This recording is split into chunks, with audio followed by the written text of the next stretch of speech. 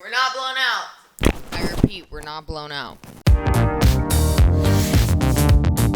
Hi, all you people. My name is Christina. I had a lot of requests lately to show you guys how I do crazy stuff in the background to all of my dancing videos, like all of my shuffling stuff. For those of you who don't know, video production is like actually what I do for a living.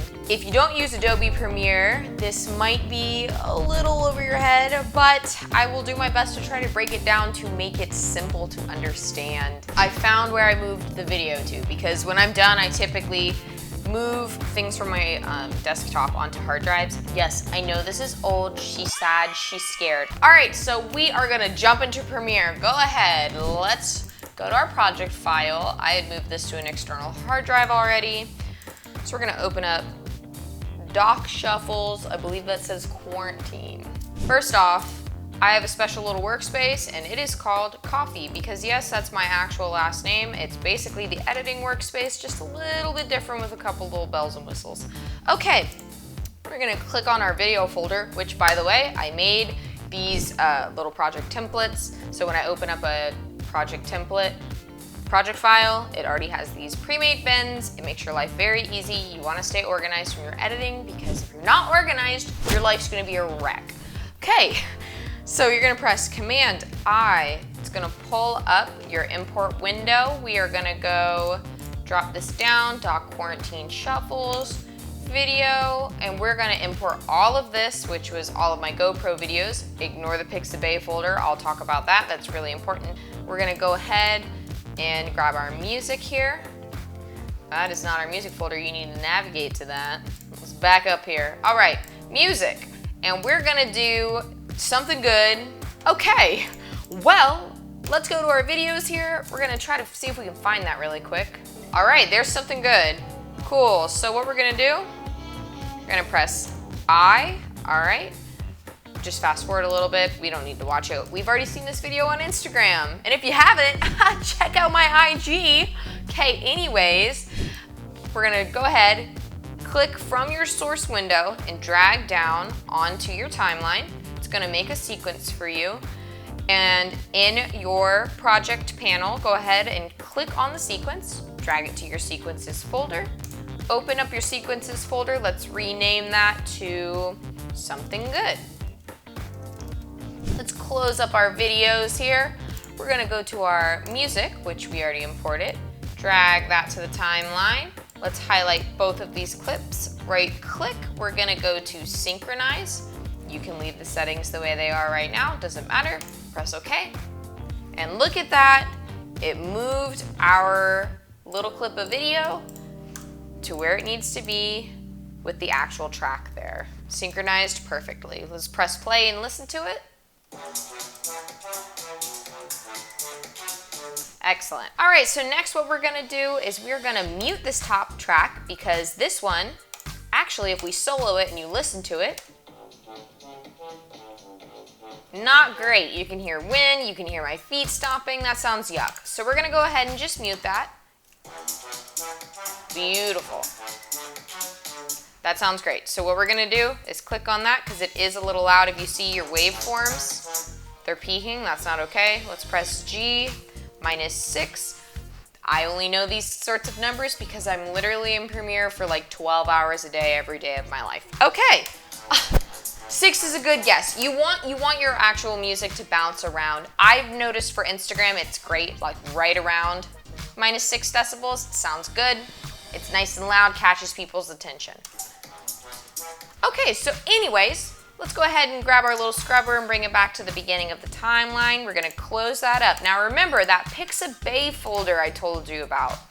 That is a folder that has all of our cool little things that we're gonna set underneath the video to give it that neat rainbow effect that I had done in the sky there. And if you don't know, Pixabay is a free site that you can use for like graphics, for vector graphics, images, videos. It's great, it's free, it's copyright free, you can use it in commercial work. Plug to Pixabay.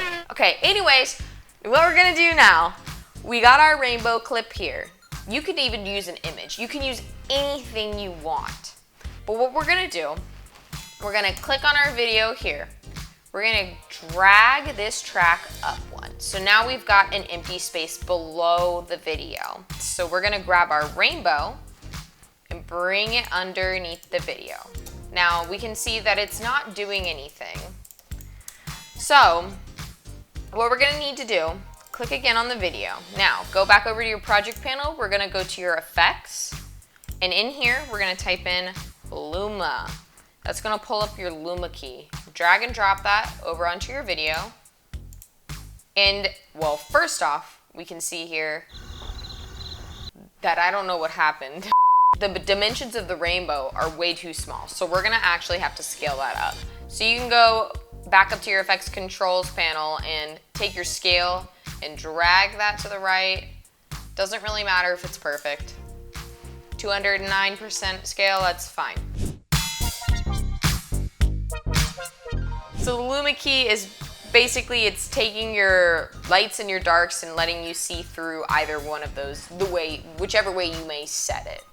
Okay, excellent. So we're gonna go ahead and go back to our timeline, click on the video layer, and we're gonna just kind of mess around with our threshold. Wow, that's pretty cool. But that's not what we're looking for. We want the clouds to go. So look at that. As we play with the cutoff here, you can see we start to see through the clouds more. We don't really want it to go through me. Drag this up. It's honestly all just a game of just playing with what might work best for your clip. So we can see that right there, that already looks pretty darn good. By the way, if you're having a hard time playing through, which means that you need to go over here in your program window here, and if it's set to full, bring it down to 1/4. It's gonna play back a lot smoother. It might look a little wonky, it's just because it's playing it back at 1/4 and not in full resolution. So it's really just a game of like playing with your Luma key, seeing what works for you, and there you have it. That's how I key out the backgrounds in most of my videos. You just need to make sure that whatever your background is, it's either very, very light or very, very dark. So I'm at my mom's house right now because we are dealing with COVID. It's just a really bad setup. So I'm sorry about the refrigerator. We've got avocados chilling out on the frickin' table. I have no other options. And I'm trying to record this while she's gone. So, oh, my brain. Okay, I'm gonna go, guys. This was fun. This was real fun. If you have questions, like, please leave them in the comments. I will do my best to get back to you. Okay, bye. I love you.